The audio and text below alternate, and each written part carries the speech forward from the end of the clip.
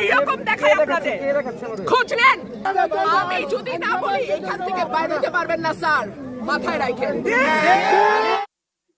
বিএনপির জোট প্রার্থী গরু জবাই দিয়ে মানুষ খাওয়াচ্ছেন। প্রশাসনের প্রতি পক্ষপাতমূলক আচরণ করার অভিযোগ তুলেছেন ব্রাহ্মণবাড়িয়া ২, সরাইল, আশুগঞ্জ, বিজয়নগরের ২ ইউনিয়ন আসনের স্বতন্ত্র প্রার্থী রুমিন ফারহানা। সরাইল উপজেলা নির্বাহী কর্মকর্তা ইউএনও ও সহকারী রিটার্নিং কর্মকর্তার প্রতি বৃদ্ধাঙ্গুলি প্রদর্শনের ঘটনায় কারণ দর্শানোর নোটিশ পাওয়ার পর বিএনপির সাবেক নেতা এই অভিযোগ করেন। রুমিন ফারহানা বলেন, আমি কাউকে বৃদ্ধাঙ্গুলি দেখাইনি। আশুগঞ্জ উপজেলা বিএনপির সাধারণ সম্পাদকের দেখানো বৃদ্ধাঙ্গুলির কথা বলতে গিয়ে আমি এরকম দেখায় বলেছি। আমার এক অপরাধের বিরুদ্ধে যদি হয়ে থাকে ৩ বার সাজা দেওয়ার প্রক্রিয়া চলছে। আমি এমন প্রশাসনের অধীনে কিভাবে নির্বাচন করি যারা অলরেডি বায়াসড। সোমবার বিকালে ব্রাহ্মণবাড়িয়া প্রেস ক্লাবে সাংবাদিকদের সঙ্গে মত বিনিময়কালে রুমিন ফারহানা এসব কথা বলেন। এ সময়ে সাবেক সংসদ সদস্য নির্বাচনের লেভেল প্লেয়িং ফিল্ড নিয়েও প্রশ্ন তোলেন। তিনি বলেন, আমার প্রতিদ্বন্দ্বী প্রার্থী শোক সভার নামে সমাবেশ করছেন, মঞ্চ বানিয়ে মাইক দিয়ে সমাবেশ করছেন, গরু জবাই করে খাওয়াচ্ছেন, আমার বিরুদ্ধে অশ্লীল বক্তব্য রাখছেন, কিন্তু তার বিরুদ্ধে কোনো ব্যবস্থা নেওয়া হচ্ছে না।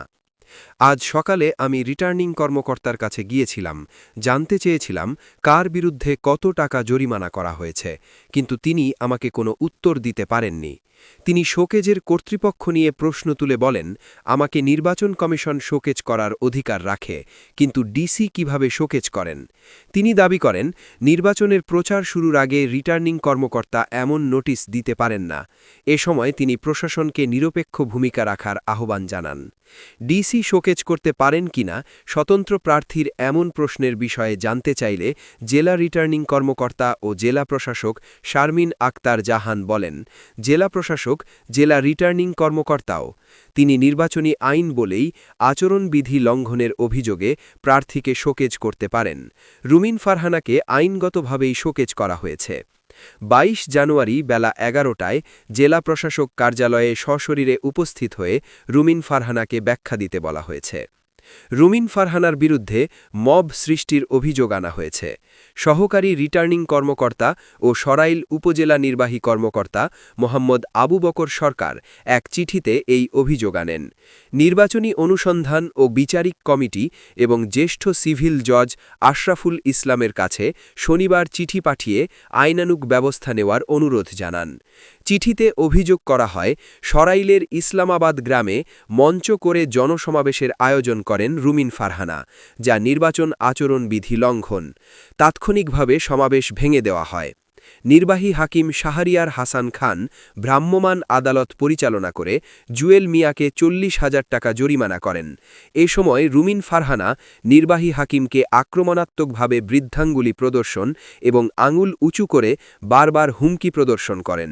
অভিযোগে বলা হয়, এ সময় রুমিন ফারহানার সঙ্গে থাকা জুয়েল মিয়া সহ অন্যান্যরা মারমুখী আচরণ করেন, এতে মব সৃষ্টি করে বিচারিক কাজে বাধা এবং কর্তব্যরত হাকিমকে হুমকি প্রদান করেন, যা নির্বাচনী আচরণবিধির সুস্পষ্ট লঙ্ঘন। চিঠিতে সামাজিক যোগাযোগ মাধ্যমে ছড়িয়ে পড়া ভিডিওর একটি লিঙ্ক দেওয়া হয়। এই অভিযোগের পরিপ্রেক্ষিতেই রুমিন ফারহানাকে কারণ দর্শানোর নোটিশ দেওয়া হয়েছে। বাংলাদেশ নিউজের সাথে থাকুন। বাংলাদেশ নিউজ।